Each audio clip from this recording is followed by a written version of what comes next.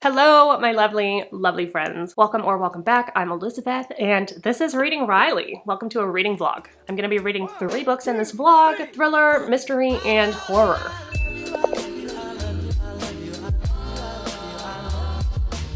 The first is Famous Last Words by Gillian McAllister. This one was released on February 25th of this year, 2025. I will also be reading The God of the Woods by Liz Moore. This one came out last year in July of 2024. And then I'm also reading Maeve Fly, and this one came out in June of 2023. I am late on this one. I am absolutely late on this one, and so many of you have told me to read it, and I just have not, and I don't know why I didn't pick it up.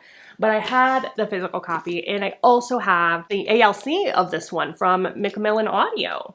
So I had no excuse, and I figured, it's perfect time to finally pick that up. I do want to remind you guys that the live show for the Midnight Society Book Club is going to be on Sunday, March 30th, and that's going to be at 1 p.m. Central Time right here on this channel, and we're reading Witchcraft for Wayward Girls. That's by Grady Hendrix. Get the book. It's going to be amazing. I can't wait. I haven't started it yet as of today. Today's March 8th, but I am excited to get into it. Let's go. Let's take this little vloggy vlog journey and read these books.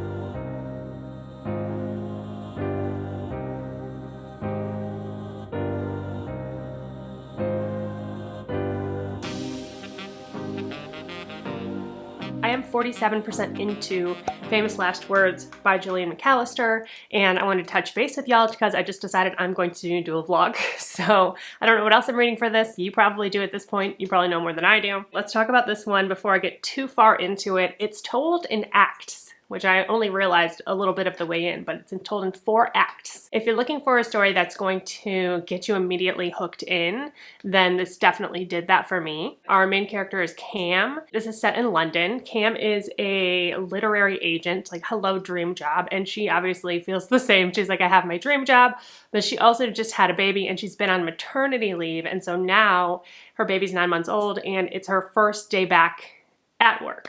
She drops the baby off, and then she goes to say goodbye to Luke, like, where are you this morning? It's my first day back, like, hello, can you give me a little bit of support here? But he's gone, he's not in the house. She finds a note. The note that she finds says, it's been so lovely with you both.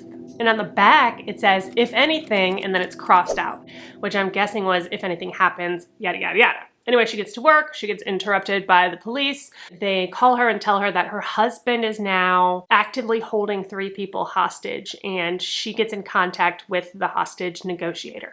So that's like the beginning of this act 1 is the siege. She's going through all these questions, like, how could it be? I know my husband so well, like he would never do anything like that. Immediately connected to Cam. She loves books. She loves escaping into books, so I can relate to that, obviously.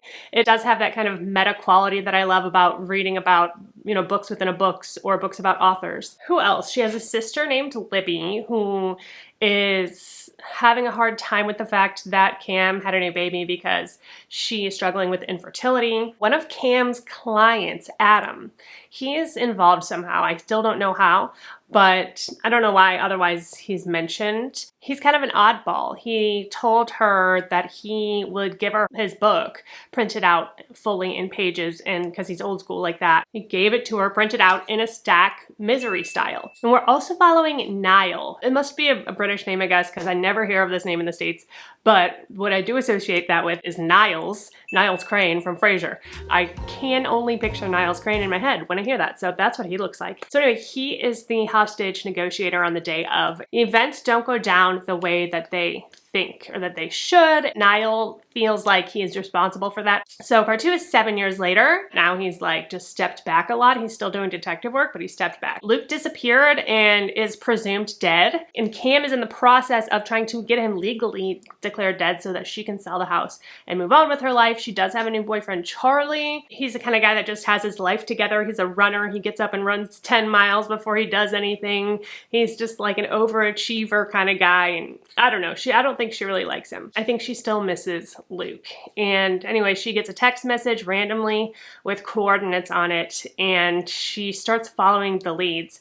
But also, meanwhile, 7 years later, Niall is still following the leads because this has been haunting him. His wife left him. It's the sad detective who lost his life because of this case. I really like Niles. I'm just gonna call him Niles because he's my buddy. We're close like that. Immediately in the second act, the pacing slowed down, like immediately. I think it's just because we're getting to know people all over again because 7 years has passed, so we gotta do a lot of background and catch up. I might finish this today. I don't know. We'll see. But I will check in with you after and we'll figure out how we like this one and also what I'm gonna read next.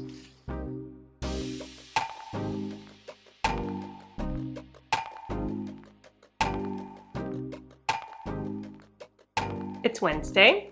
I have finished the Gillian McAllister and I have started a new book. So it's time to update you all. I just got back from coffee with my friend Chase, who you may know from our live shows here on this channel for the book club. I have so many mixed feelings about this book. So let's get out my handy dandy notebook. Let's talk through this because I'm so conflicted. Maybe I can come to some kind of determination. As of right now, it's feeling like a 3.5 star. Part of me wants to lower it to a 3 star, but then also that feels so unfair because I'm about to compare this to some really, really great books. Like there are so many things that she's doing so right in this story. I don't want to underplay that because she's a really good writer, but I struggled with this at the same time. There was a part of this that just felt too kitschy in a way. I've been trying to find the word to describe this and it's not there. There are no words to describe how I'm feeling about this, so it's like making this review kind of difficult. It's one of those books where the place it started is so far removed from where this book ends. So like saying any little thing that happens here or here or here could give a lot more away than I want to give away. So I'm not sure how to navigate this, so just bear with me here. In that way, this reminded me of Look Closer by David Ellis. It's so far removed from what you thought it was at the beginning that it's so difficult to talk about. And this one is very similar in that way. I said kitschy before. Here's what I wrote. The emotions feel real, but the atmosphere feels canned and too on the nose. It's like if you thought it was real life, but you're in a dream and you're actually watching a play and you're like, no, wait, that's not real life. Like it somehow breaks that fourth wall, even though it doesn't directly do that. I also feel like without getting into too many details, that it's one of those things where all of this could have been easily avoided with honesty. And because we didn't have that honesty, like it created this entire mess. Like it felt like it didn't need to happen. It's happening specifically for my entertainment, and because of that, it disconnects me from the story. Let's talk about the things that I liked about this. Her character work in here is so good. The relationships that she's creating in here between these characters, the tension between the characters, she does such an awesome job with that. I cried. There were some really, really tender moments in there. Okay, so let's talk about our main character, Cam, and her husband, Luke, who she finds out is holding people hostage. And, you know, Act 1, there are 4 acts. The first one is the siege. The second one is 7 years later. The third one is not too long after that. And then the fourth one is again 7 years later after that. So we're spanning quite a lot of time here. And there's a lot of characters. And this is going to be a theme in this reading vlog right now. I'm going to tell you that because there are so many characters in this story. These are my characters over here. And there's spoilers in this part, which is why I don't show you guys the bottom of this when I do my wrap-ups. But I'm considering if I were to ever like start Patreon or something like that, would you guys be interested in having the rest of like my spoilery notes and stuff available for like a Patreon thing? Obviously there would be other things too, extra videos, stuff like that, but I don't know, it's something I'm thinking about, so let me know your opinions about that. Niall was my favorite character in this book. I really, really love Niall. Him and his wife break up, but she is the love of his life, and he's just like such a sad but endearing character. Niall becomes more of the detective kind of character in this later on because he doesn't know what happened that day and he cannot rest. This is giving Sarah and Jeffrey from this series. Why can't I think of what this series is called right now? Grant County, that's it. The Grant County series by Karen Slaughter. Anyway, that dynamic of Jeffrey and Sarah in this kind of reminds me of Niall and his wife, Vivian. And then you have this relationship between our main character, Cam, and Luke, who is the person taking people hostage, and his wife. They have a 9-month-old baby, and she's so shocked. Like, I completely believed her shock as this was unraveling and unfolding, the things she's thinking about to justify, like, I know what kind of a person my husband is. Like, I know he would not do this. He would not do this. It's like so wrong to her. Like, she knows he's a good person. And we believe that he's a good person too because of the things that she says about him. They met through the publishing industry. She said he's never alpha, never competitive, and never physical. But he also never shows his struggle. He seems really laid back. She's like, he's always just laid back, carefree, but you start to see that maybe he's hiding some things as well. But then she also says, as far as their relationship goes, Luke cooked every single meal, not because he liked to cook, but because he knew that she didn't like to cook. She said the load was truly shared and never resentfully, which is like, you know, like it hits you in the heart in the right spots. Like I told you, I'm going to mention some like really good writers. I have these two that I thought of as well. Stephen King and Tananarive both also do a really great job of that when you capture the emotions of the reader. Like, you know you're being manipulated, but you're okay with it and you want to sink into those feelings even more. Like, these authors do that really well, and Gillian McAllister does that really well too. So like I'm saying, there's so many great things about this. It's a bummer for me that this didn't hit better, like the end. It started off so strong, but like the way it all came together, it felt false to me. It read false to me. I don't know why. The twist at the end was done in a really cool, creative way that I think book lovers in particular, people like books about books, are really going to enjoy. Like, it was super fun and creative. I'm between a rock and a hard place. So I think if you feel like this is going to be for you, then you should read it. Basically, I think it might be divisive. Maybe some people will really love this and some people will really not love this. And with that said, let's talk about the next book that I'm reading, which is The God of the Woods. Finally reading The God of the Woods by Liz Moore.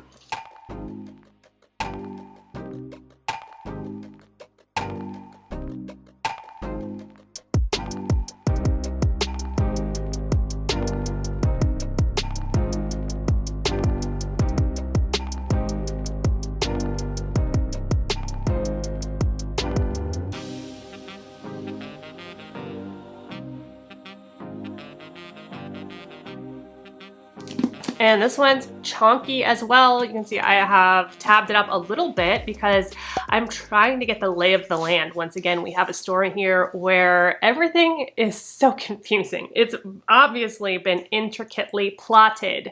I've heard, like, a lot of my friends have loved this book last year. So I'm like, okay, I'm behind on this one, really need to get to it, really need to catch up. But then I'm like so confused by some of these characters because we're following multiple timelines and multiple characters. I got this one on Audible, the audiobook, and I also have the physical book for this one, which is nice because I can go back and reference. And I'm trying to like make it all make sense in my head because I know she's trying to throw me off with all of the timelines and with all of the different point of views.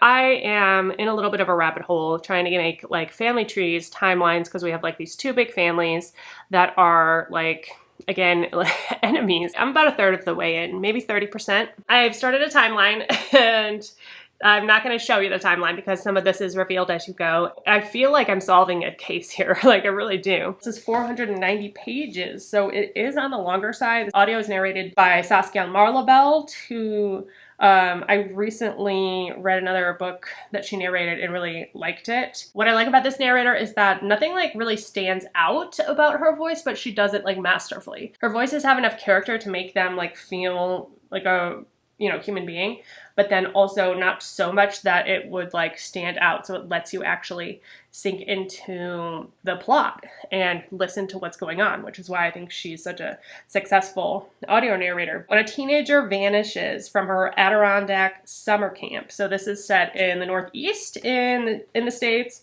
We've got old money. We've got two worlds collide early morning, August 1975. A camp counselor discovers an empty bunk. Its occupant, Barbara Van Laar, has gone missing. Barbara isn't just any 13-year-old, and we'll get into that.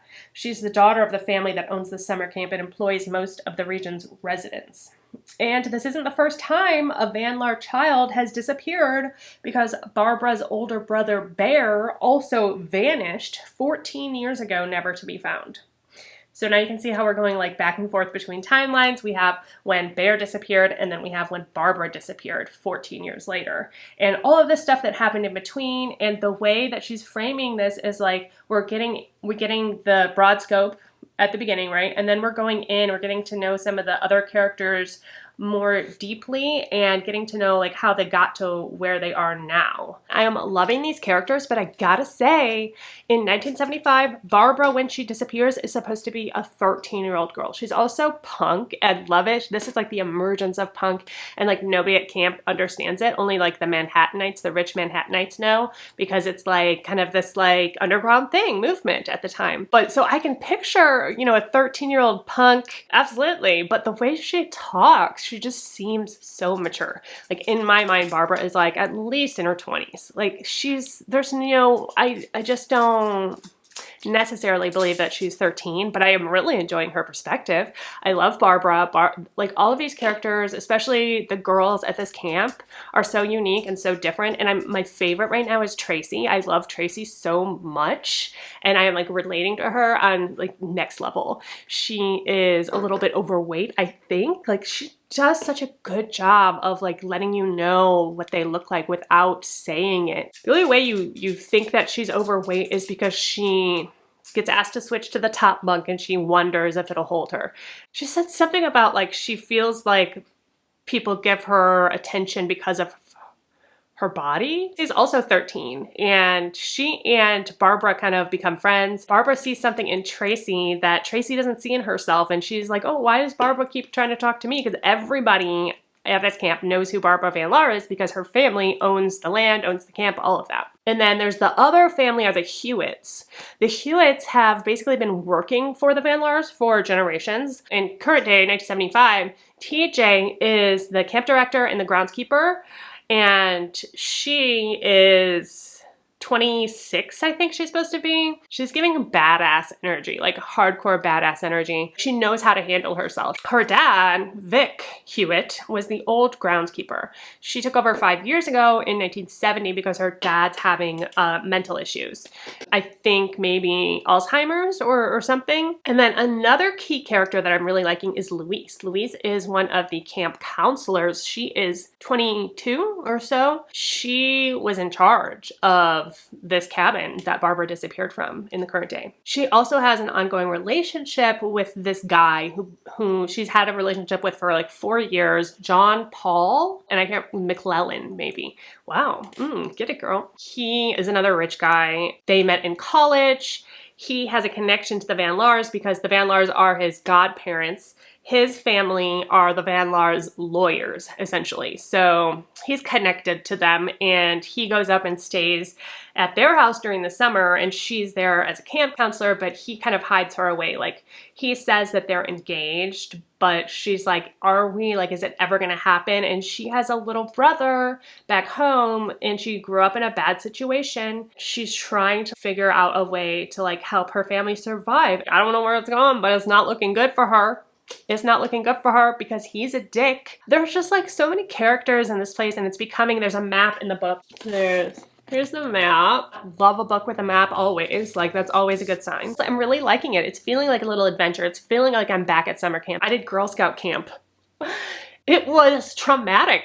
It was very traumatic for me because for a while I did it with my sister, but I think there was 1 year I did it without my sister, or maybe we were in like, we're different ages, so we were at different groups or whatever. I felt so awkward, which is why I relate so much to Tracy, because she's a loner and she's just like I literally had moments similar to her where we had to do the swimming test, and I was always a strong swimmer, and I was like, I don't need a buddy. Yeah, so I just relate so much to her, and I love her so much. I want everything for her. Her dad paid her to go to summer camp because he wanted to get her off his hands, and he has a new girlfriend and she's supposed to stay with him for the summer. Like, ugh, hate him already. I have started tabbing this to like figure out who's on what side. Anything to do with the Van Laars is orange, and then the Hewitts are blue, so like blue tabs are the Hewitts, and then Tracy specifically is pink because I love her and I just want her to have her own color. And then other people are green. Plot stuff I'm doing in yellow. So it's like getting complicated for no reason. I'm thinking about making a family tree, but right now I'm just gonna like sink back into this. We're getting to know Alice a lot, which is Barbara's mother.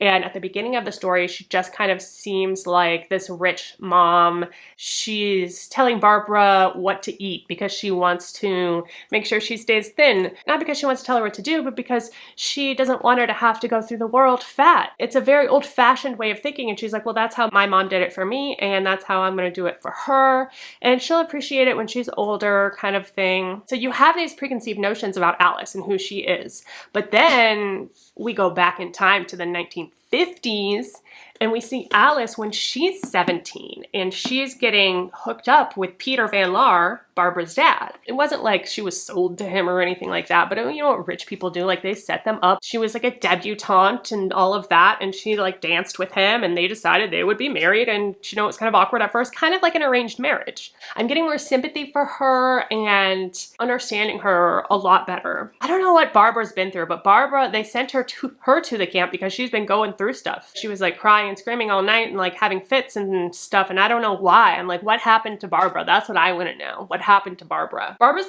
so cool. Like, I wish I had that kind of confidence when I was 13, because there's absolutely no way in the world. But I also love that Barbara has this privilege of being this rich kid, but she's like anti-establishment. She's just like the man, and she's just so self-assured and way mature for her age. I hope that there's some kind of explanation for that, but I do think she's been through some stuff and there could be something deeper, something more to this.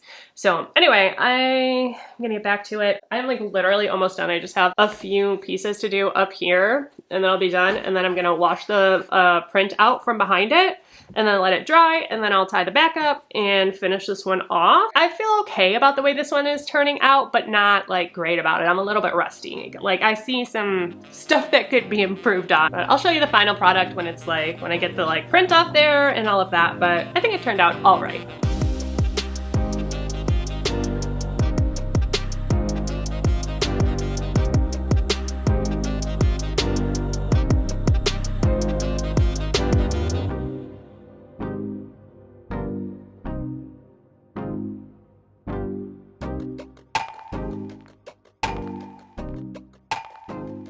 All right, y'all, I'm back. I have now finished The God of the Woods by Liz Moore, and I want to talk to you about it. I was always interested. I wanted to pick it up every single time, and it's a longer book, so it takes a lot to keep my interest for that long. I thought the pacing was really good because it was skipped from person to person. Once I was invested in each character, I was happy to get back to them, and it felt like it was a long time in between each character. Speaking of which, I am a little disappointed in Tracy's kind of character, I guess. She didn't get as much time as I thought and hoped. Well, maybe just because I related to her specifically, but it ended up feeling like she was more of a side character than I was hoping she would be. That's just a personal thing for me. She's the one that I connected to the most. I did end up connecting to the other characters as well, especially Alice more so than I thought. Of course, TJ and Barbara and Louise, I loved all of them, but I don't have that like 5-star feeling with this, unfortunately. There were 2 big reveals that happened. The first one just made me sad. Like, it made me sad in a sense of like the whole system, the way the system is set up, and for the people involved specifically. And so that was kind of a bummer. And then the other twist I felt like was a little anticlimactic. I wish it was revealed to our main character, Judita, which I don't think I've talked to you about Judita. Judita is like our investigator. She's the kind of crime fiction side of this. She's got her own side story going on throughout this, and I really loved her character development and her finding herself within this new position. She's just been promoted from trooper to investigator, so she is finding her way in this sea of men. So her perspective is really important and interesting as well. But the way that the truth is revealed to her about what happened, I just don't like. I feel like maybe that would have played out better her in a film adaptation, but it felt anticlimactic to me. I wish it would have been revealed another way, the twist to that character specifically. I still really enjoyed this. I'm giving this 4 stars. I mean, this is really good. The work put into this, had so much fun mapping it out, getting the timeline down, learning as I went, suspecting different people. There are a lot of characters in here. Be prepared for that. I don't think if you are not prepared to like sit down and like write down the characters or, you know, have something to reference in that regard, a lot of it's gonna, you know, it's not easy listening. It's not easy reading, but it's fun and it's clever. And it's very well done. So definitely will read more from this author moving forward. I'm gonna read one more book, but this book is gonna go on my March wrap up because it is now March. So I have decided I'm finally going to read Maeve Fly by CJ Leede.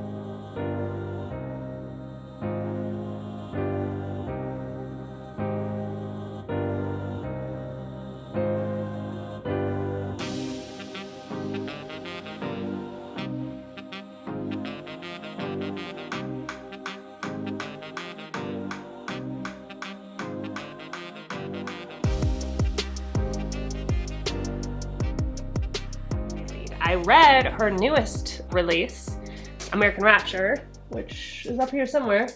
Really liked that. This seems so different. That one gave me, even though it was very disturbing, it gave me YA energy in a weird way, even though I would not recommend that to a YA audience. This was her debut, and this seems so different. Like, I know we're following this character, Maeve Fly, who is a princess at the happiest place in the world, which I'm assuming is Disney World, and I picture her as Elsa. Maybe that's not right, I don't know. I'm literally on page 4. I've heard a lot of like Patrick Bateman references to this, so I think she's gonna go on like a killing spree, and this is definitely supposed to be like really hardcore horror.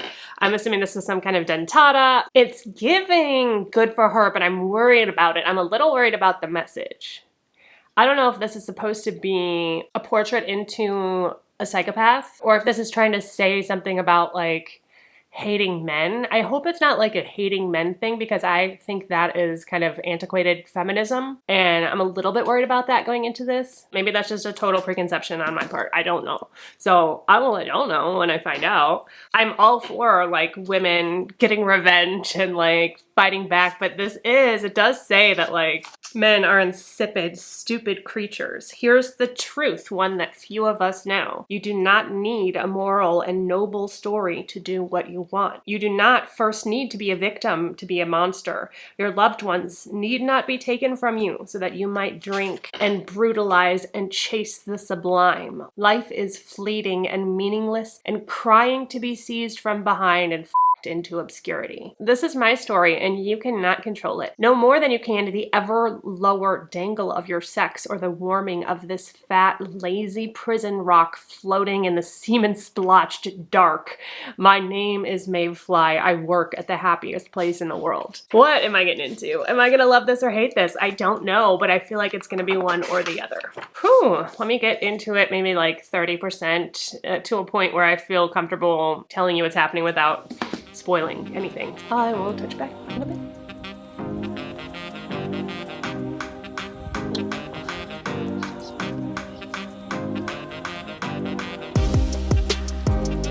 And I figured I'd check in with y'all on Maeve Fly.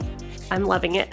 I'm really loving it. She's very unique and she's so interesting to follow. It's giving Dorothy Daniels from A Certain Hunger. I'm just really loving how self-aware she is about herself. Maeve as a character, she is so much like her grandmother, and they're like two little peas in a pod. She met her grandmother as an adult, and her grandma was like an actress in Hollywood. She came to LA to use her grandma's connections, and she now works at Disneyland. Is that the one in California? In LA.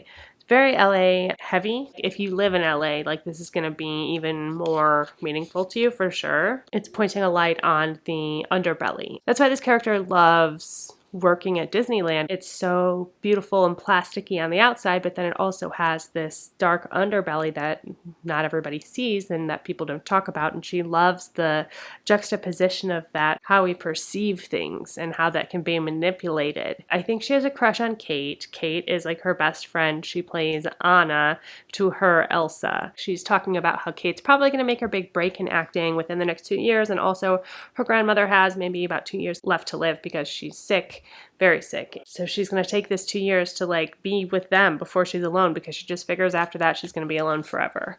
And then she meets Gideon, who is Kate's brother, and thinks he's just like this cookie cutter, golden boy, hockey player. I don't know if she actually refers to herself as a psychopath, but it seems like that's where we're heading. She knows she's a predator and she can see other predators in the wild. Like, they recognize each other. And that's even scarier because I know I don't experience that. So if I'm not experiencing that, I'm the prey, I guess. Which is not something I'm mentally capable of coming to terms with at this moment. But anyway, I'm just getting to the part where like she may be starting her destructive path or whatever it may be, because she does something rash. Her grandmother told her that she is a wolf, and wolves, when they are surrounded by sheep and identified, they are taken out. They are eliminated. So she has to never show her true emotions. And so she really talks a lot about how she's hiding her true self. But within that facade, she sees how other people are creating this facade as well. I think it's really interesting. So anyway, I'll let you guys know when I finish it. I finished Maeve Fly, and I want to talk to you guys about it. It took me like quite a while to finish this one for it being such a short book. It took me 5 days to read it, which is a lot. Generally, like, I really love a lot of things that this is doing. I was concerned when I opened it that this was going to be like a I hate men story, and it's really not. So don't worry about that. It's really not. Our character, yes, does hate men, but that's not the point that the author is trying to get across with it. What I think she's trying to say is that, one, whenever we think of psychopaths, we think of men. And I think, yes, mathematically, statistically, it's more likely that men will be psychopaths, but it's definitely not impossible for a woman to be a psychopath. And it's like a glance into the mind of a psychopath. So I think she's really saying, like, I need to put this book out here. And there are like arguably other books that would fill that spot, but this has such a direct, like, Patrick Bateman reference, like a one-to-one comparison, that it just, like, it fits so perfectly. Elsa's character in general is parallel toward Maeve's character in Maeve's life. That is a thread that goes throughout the entire story, which she does so well. Elsa is a hero, but also an anti-hero. She's the first Disney princess ever who at one point is the villain. She has to embrace the darkness in herself in order to overcome it. So as far as Maeve sees it, her embracing her psychopathy and her rage is the same as Elsa's embracing her powers. That becomes the turning point when she decides to let it go, and on comes this onslaught of terror. And I did think some of the things in here felt a little bit like for shock value, and it didn't like hit me. I don't think like CJ Lade intended, because it kind of felt shock value-y in there. So I framed it differently in my mind, I guess. There is a female psychopath. She's gonna think about these things. And I love that CJ Lade was not afraid to go there. And that's one thing that I'm taking away from this. Now, having read 2 books from this author, this one and American Rapture, she is so brave. Not just with the characters that she writes and the stories that she writes, but the way she presents herself on her social media. She's very much like out there. She's in your face. It's challenging something within us, within the patriarchy as well. Also, I want to mention about this story, the dynamic between Maeve and her grandma, Tallulah. And this is really interesting too, the way that her grandmother's health is failing, and that's also pushing Maeve into this state of unrest and unease, and like, oh, I don't know how, between that and her friend Kate, who is becoming famous and who she will inevitably lose. So she's in this state of like unrest, and it just keeps growing and growing and growing and growing. So we get no backstory from Maeve. And like even Maeve like kind of breaks that fourth wall and says, I'm not gonna tell you about my life before I met my grandmother because it's irrelevant. And so at that point you're like, okay, well, is it Maeve saying it's irrelevant, or is it the author saying it's irrelevant? I guess it's Maeve. which would make sense and fits in line with her character.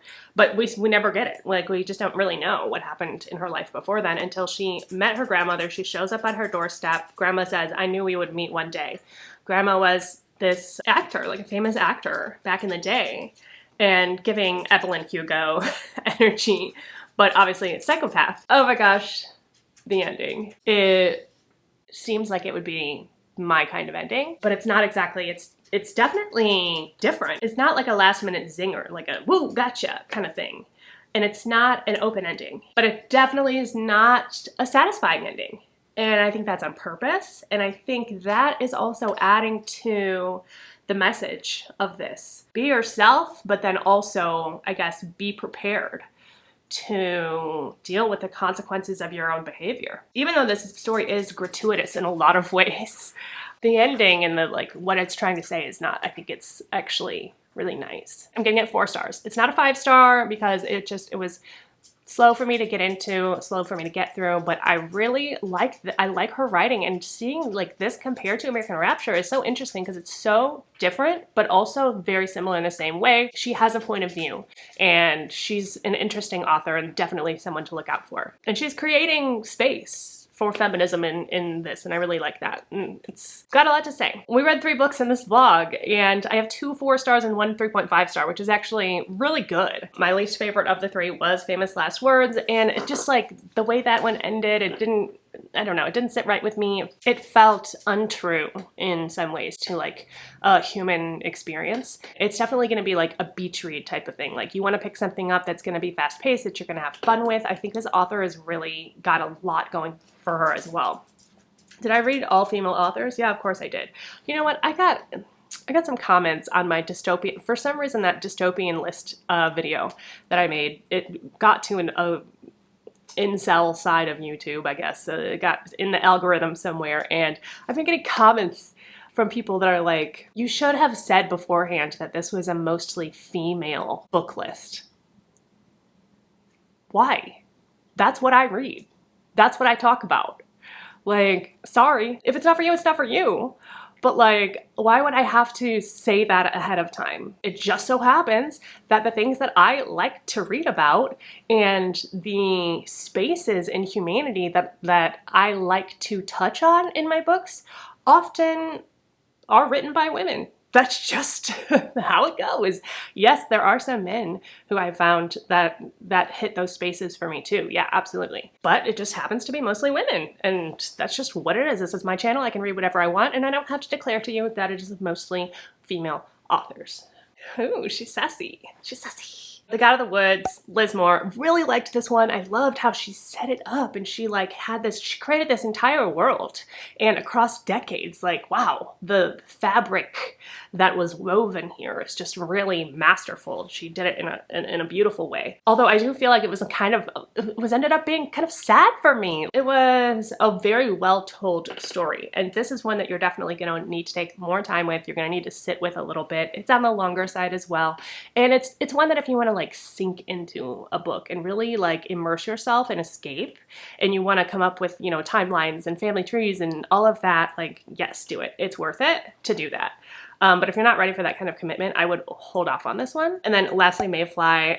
And this one, again, the ending isn't, I mean, it kind of is perfect in a way, but it's just unsatisfying. I think that's purposeful. I definitely need to read American Psycho. I've not read American Psycho. That one tends to be, for some reason, one that's harder to get a hold of the audiobook.